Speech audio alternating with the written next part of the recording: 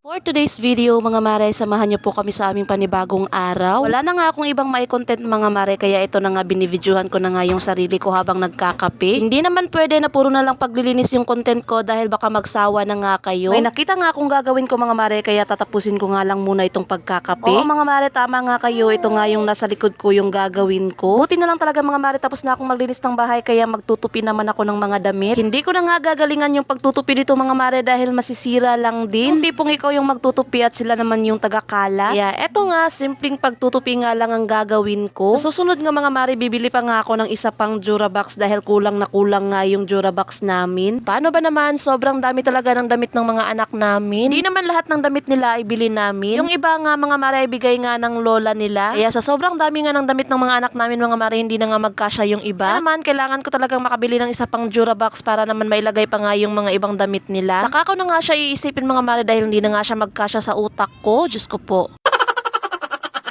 Habang nagtutupi ako dito mga mare, biglang sumulpot itong mister ko. Alam niyo ba mga mare, kapag nagpapakita nga yung mister ko dito sa mga videos ko ay may ginagawa nga yung hindi maganda.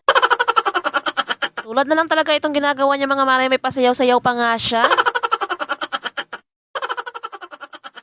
At hindi pa nga yan nakontento mga mare, bumalik pa nga yan para sumayaw ulit. Oh my God! Wow! O diba? Saan ka makakakita ng nagtutupi na may dancer sa gilid?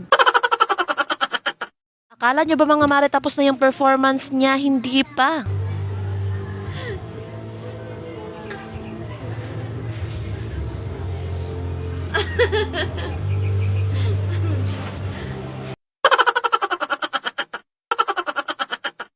Hindi ko talaga akalain mga mare na dancer pala itong mister ko.